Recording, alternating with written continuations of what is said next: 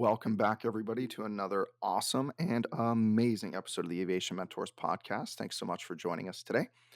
Today, we actually have a special guest. We have one of my good friends, and her name is Amanda Barretto. She actually worked at a flight school, one of our first partner flight schools, my former flight school, Next Gen Flight Academy in Riverside and Redlands. She managed the Redlands office for a long time, and then she's made the move as of about a year ago to working with Stratus Financial. And before entering Next Gen, I don't think she had much aviation experience ever. So I just want to talk to her and ask her about what it was like to join the aviation community and what it was like to to experience that in like the first flight, and if there's any interest in flight training, things like that. So thanks so much for joining us today, Amanda. Hi, yes, thank you for having me. Thanks for being on, Amanda. Good to see you at Brandon's, of course. So, like Brandon said, you got into aviation through Next Gen, and now you're with Stratus, like we are. So, what was it like being around aviation for the first time? When you started working at the flight school, and you were surrounded by airplanes, working at an airport. What was that like? Super exciting, super fun, super different. Obviously, I've been on like big planes before going places, but seeing little planes like that and just being around that environment, watching the planes take off and land all day was really, really fun.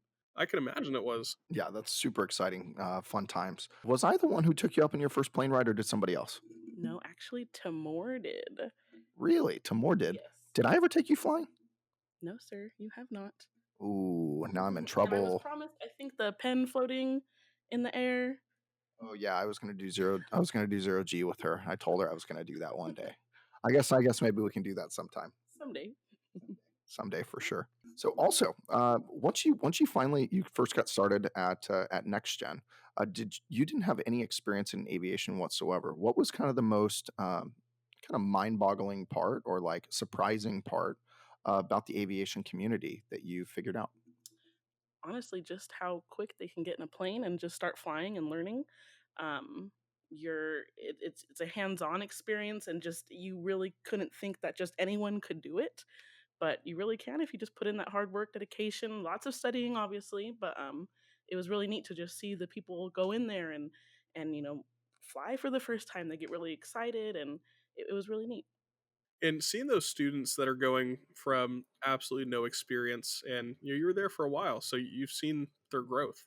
How fast have you seen students really go through their whole program? How often were they flying? What was it like from that flight school side? Honestly, I've seen people go, slow as they can with work and everything, but then I've also seen people go really, really fast, from zero to their private within, honestly, I've seen it within like a few months, 3 to 6 months. Honestly, just depending how much they came in there. I had some people coming in 3 times a week, 4 times a week, and they were really knocking it out. But it is very true. When you fly, you have to obviously put in a couple hours of studying, and a lot of people didn't want to do that sometimes. So that could obviously be a little time deal there, but yeah. Yeah, I would agree. The biggest blocker for everybody is always just not spending enough time studying. And like I tell everybody, I said, if you start from day one, you need to study 15 minutes a day. And that could be reading, it could be watching videos, it could be doing anything. If you're doing it on your own and you're not going to a formalized ground school or something like that, you need to study 15 minutes a day, bare minimum. And that means if you miss one day, the next day you do 30 minutes, and then you need to fly 3 times a week. Then this is the way to get your private in 90 days. And if you do that, you will get it done and you will retain most of the information. Some people, it takes a little longer. Some people are just rock stars and they go a little bit faster. And I know you've seen really slow people for different reasons. I know one of them is motivation.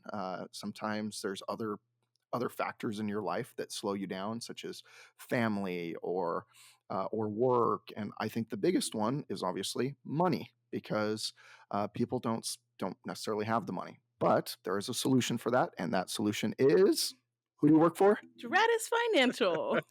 Exactly. Sorry, that was a fun like way to segue into that. But yeah, Stratus can help for sure. Um, Mostly in professional pilot programs, they're a little bit more stringent on the non-professional pilot programs. But That's one way you can get it done. And that way you don't have to go slow, because if you go slow, you're not going to retain as much information. It's just part of learning. You need to learn it in a very methodical, condensed way. And if you don't, you're going to take 2 steps back and only 1 step forward, rather than the vice versa of that. Yep. And you'll spend more money, just like Amanda was saying, you'll spend more money. So it's pretty neat. So you said that you've been on a few flights so far. What has been your favorite flight so far? Well, I flew with one of our CFIs, Ronald, and I think we were taking something to Riverside or something, and we are just going up there. And I've been in the little planes a couple times so far, but he was like, "Hey, do you like G's?" And I thought he said cheese. I was like, "Of course, Ronald, I like cheese. Who doesn't like cheese? What kind of question is that?" And then he just does it, and I'm screaming. I think I have it on video somewhere, but yeah, that was one of my funnest. He just dropped it for a second. Doing zero G's is always fun. Brandon, I can understand why you promised her that, because as a pilot, it's also one of our favorite things to do. It's just exciting. It's really exciting to go from flying straight and level to just dropping like a fly, and you feel that roller coaster kind of feeling in your stomach, and it's a blast. Um, One of the things that aren't a blast though, and I feel like I really should ask you about this. What have you seen as far as ground school? You've seen a lot of students that are doing ground school, and have you done it your own ground school yet? Have you done that at all? I actually have, yes. Yeah, that's awesome. It's a huge step, and for a lot of people, it's the first step is to do ground school, have a little bit of knowledge, and then get in an airplane. So I'm glad that you've done that. What are you thinking about it?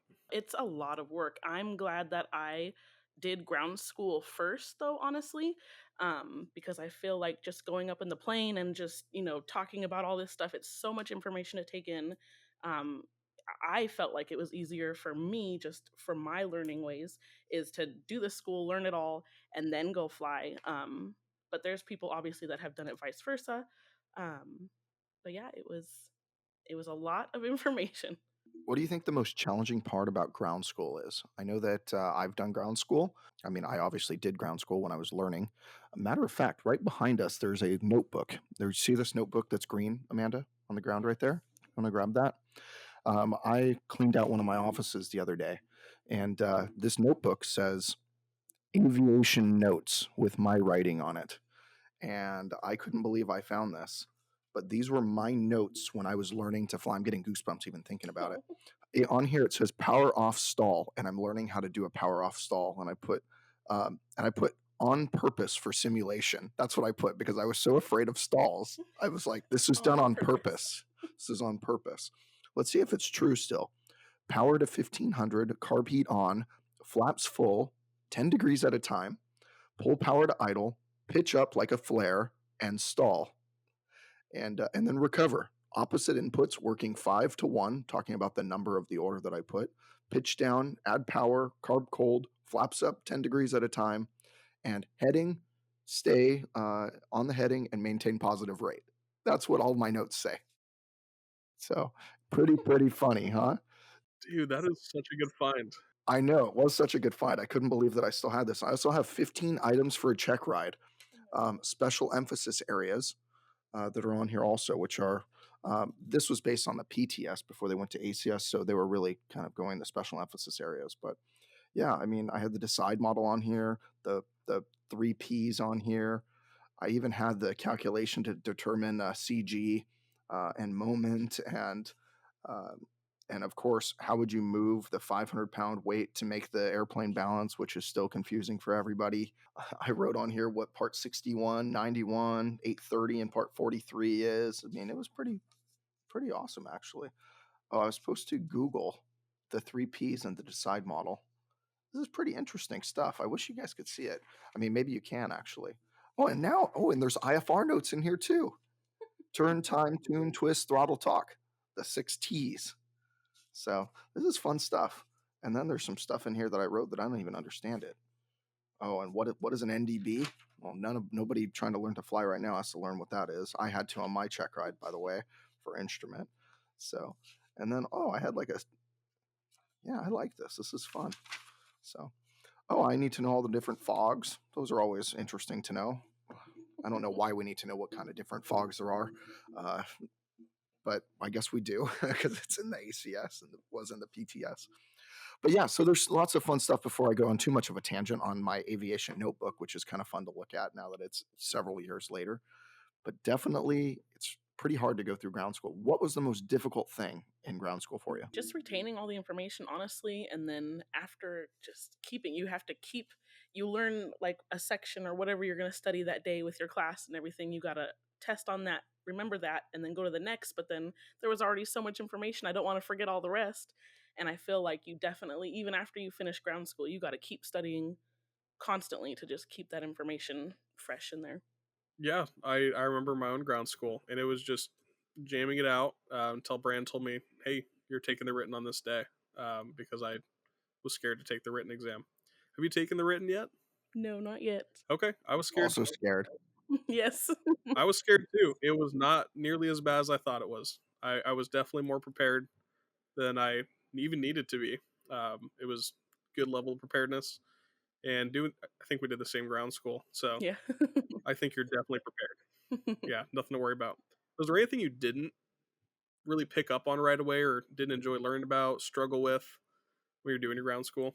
Not that I didn't enjoy, but I mean, just I would think just like maybe how the plane works was probably my most difficult. Just learning all, it's like a car, but a lot more intense. That's a great way to put it. And I don't know much about cars, so Brand, what do you think about that? Yeah, Systems? yeah, You systems. have a fun time with systems? Yeah, systems are probably pretty difficult to learn from an outside perspective. Like, what is a what is a pedostatic system? I mean, what is How does a carburetor work? how does a gyroscope work? Why is it staying rigid in space around the airplane that's moving? I mean, that's something mind-boggling to get your head around, right? Like you're like the airplane is actually moving around the gauges. The gauges aren't moving in front of you.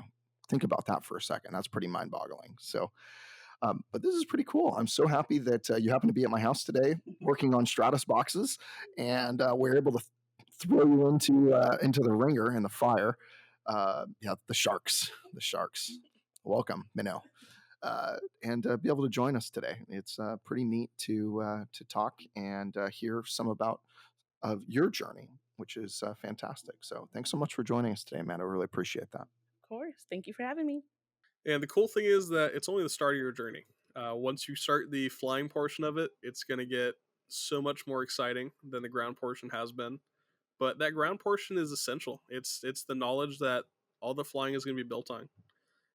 So if you're trying to fly without it, you're going to have a struggle. But I'm glad you're doing it the right way, and I'm excited to see you up in the air. And excited for you to get that piece of plastic. So thanks everyone for listening today. We really appreciate it. Make sure you click like, follow, subscribe, all the things on all the platforms that we stream on. We really appreciate it. It helps us grow our aviation community and especially grow the love for aviation, which we all have that are on this call. Even Amanda, thanks so much for listening today. And if you ever want to talk to Amanda, all you have to do is call Stratus Financial and just say that you have a complaint about something, and you will get her. You will get directed right over to her. She is the lovely voice on the other line that takes care of any issues you might have. So thanks again for Amanda for being on. And if you want to reach out to any of us, you can reach me at brandon@aviationmentors.com or Carson at carson@aviationmentors.com. And as we wrap up for the day, remember, we're here to guide you in your aviation journey. So fly safe and enjoy the ride. See ya.